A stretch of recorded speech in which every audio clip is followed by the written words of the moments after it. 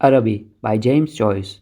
North Richmond Street, being blind, was a quiet street except at the hour when the Christian Brothers' school set the boys free. An uninhabited house of 2 stories stood at the blind end, detached from its neighbors in a square ground. The other houses of the street, conscious of decent lives within them, gazed at one another within the brown imperturbable faces. The former tenant of our house, a priest, had died in the back drawing-room. Air, musty from having been long enclosed, hung in all the rooms, and the vast room behind the kitchen was littered with old, useless papers. Among these I found a few paper-covered books, the pages of which were curled and damp. The Abbot by Walter Scott, The Devout Communicant, and the Memoirs of Vidocq. I liked the last best because its leaves were yellow. The wide garden behind the house contained a central apple tree and a few straggling bushes, under one of which I found the late tenant's rusty bicycle pump. He had been a very charitable priest. In his will, he had left all his money to his institutions and the furniture of his house to his sister. When the short days of winter came, dusk fell before we had well eaten our dinners. When we met in the street, the houses had grown somber. The space of sky above us was color of ever-changing violet, and towards it the lamps of streets lifted their feeble lanterns. The cold air strung us, and we played till our bodies glowed. Our shouts echoed in the silent street. The career of our play brought us through the dark muddy lanes behind the houses, where we ran in the gauntlet of the rough tribes from the cottages to the back doors of the dark, dripping gardens where odors arose from the ash pits, to the dark outdoor stables where a coachman smoothed and combed the horse, or shook music from the buckled harness. When we returned to the street, the light from the kitchen windows had filled with arras. If my uncle was seen turning the corner, we hid in the shadow until we had seen him safely housed, or if Mangan's sister came out of the doorstep to curl her brother into his tea, we watched her from our shadow peer up and down the street. We waited to see whether she would remain or go in, and if she remained, we left our shadow and walked up to the Mangan steps resignedly. She was waiting for us, her figure defined by the light from the half-opened door. Her brother always teased her before he obeyed, and I stood by the railings looking at her.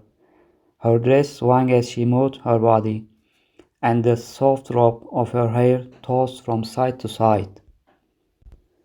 Every morning I lay on the floor in the front parlor watching her door. The blind was pulled down with an inch of the sash so that I could not be seen. When she came out of the doorstep, my heart leaped. I ran to the hall, seized my books, and followed her. I kept my brown figure always in my eye, and when we came near the point at which our ways diverged, I quickened my pace and passed her. This happened morning after morning. I had never spoken to her, except for a few casual words, and yet her name was like a summons to all my foolish blood. Her image accompanied me even in a place the most hostile to romance. On Saturday evenings, when my aunt went to the marketing, I had to go to carry some of the parcels. We walked through the flaring streets, jostled by drunken men and bargaining women.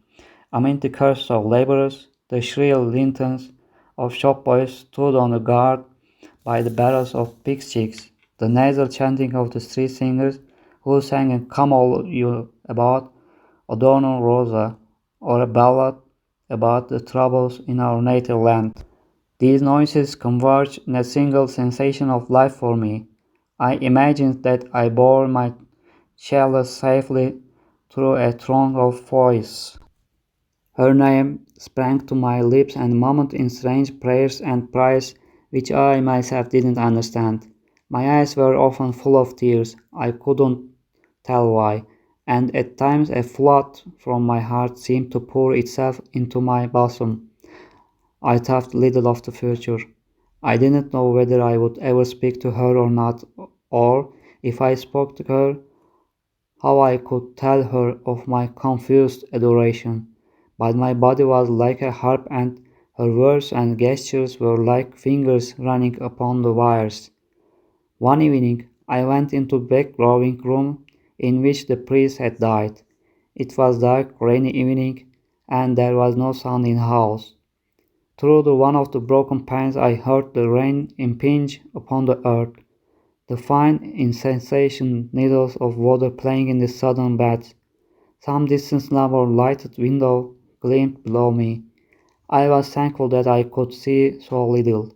All my senses seemed to desire to veil themselves, and, feeling that I was about to slip from them, I pressed the palms of my hands together until they trembled, murmuring, oh love, many times. At last she spoke to me. When she addressed the first words to me, I was so confused that I did not know what to answer. She asked me if I was going to Araby. I forgot whether I answered yes or no. It would be splendid bazaar, she said. She would love to go. And why can't you go? I asked. While she spoke, she interred a silver bracelet round and round her wrist. She could not go, she said, because there would be a retreat that week in her convent. Her brother and two other boys were fighting for their caps, and I was alone at the railings. She held one of the spikes, bowing her head towards me. The light from the lamp opposite our door caught the white curve of her neck, lit it up. Her hair rested there and, falling, lit it up and hung up the railing. It fell over one side of her dress and caught the white border of petticoat, just visible as she stood at ease. It's well for you, she said. If I go, I said, I will bring you something. What innumerable follies late was my waking and sleeping thoughts after that evening. I wished to annihilate the tedious intervening days. I chafed against the work of school. At night in my bedroom and my days in the classroom her image came between me and the page I strove to read. The syllables of the word Araby were called to me through the silence in which my soul luxuriated cast of Eastern enchantment over me. I asked for leave to go to the bazaar on Saturday night. My aunt was surprised, and hoped it was not some Freemason affair. I answered three questions in class. I watched my master's faces pass from amiable liberty to sternness. He hoped I was not being made too idle. I couldn't call myself wandering thoughts together. I had had any patience with the serious work of life which now it stood between me and my desire, seemed to me child's play, ugly, monotonous child's play. On Saturday morning, I reminded my uncle that I wished to go to the bazaar in the evening. He was fiddling at the hall stand, looking for the hat brush, and answered me carefully. Yes, boy, I know. As he was in the hall, I could not go into the front parlour and lie at the window. I felt the house in a bad humour and walked slowly towards the school. The air was piteously raw, and already my heart misgave me. When I came home to dinner, my uncle had not yet been home. Still, it was early. I sat staring at the clock for some time, and, when its ticking began to irritate me, I left the room. I mounted the staircase and gained the upper part of the house. The high, cold, empty, gloomy rooms liberated me, and I went from room to room singing. From the front window I saw my companions playing below the street. Their cries reached me, weakened and indistinct, and, leaning my forehead against the cool glass, I looked over at the dark house where she lived.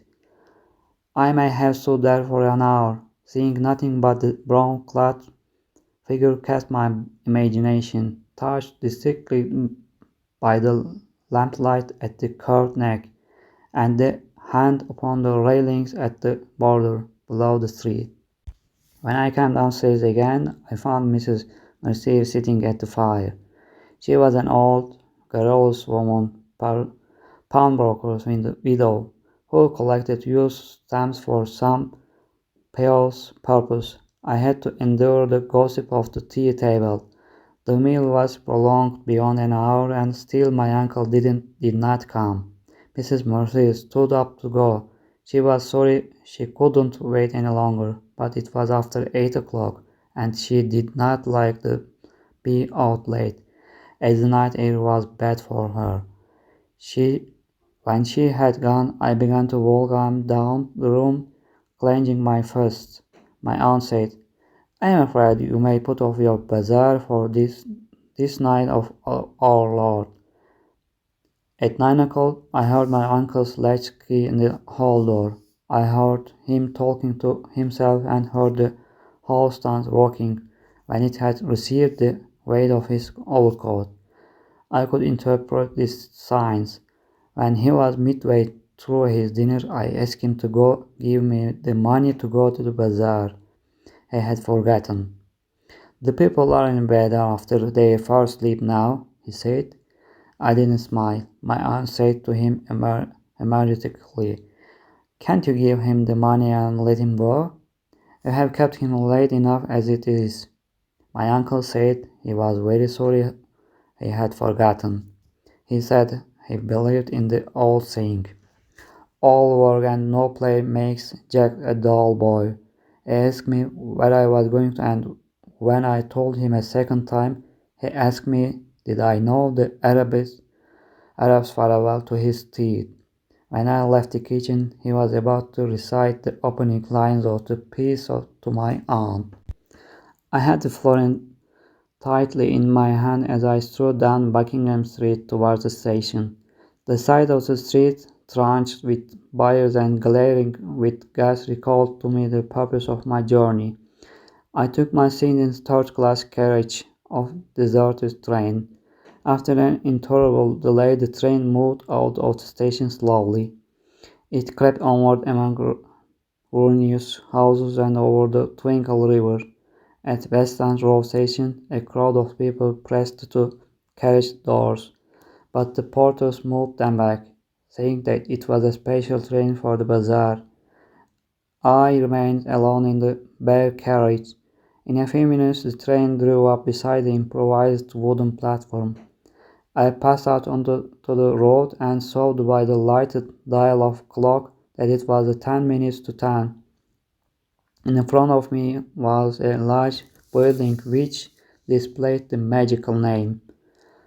I couldn't find any sixpenny entrance, and, fearing that bazaar would be closed, I passed it quickly through the turnstile, handing in a shilling to a weary-looking man.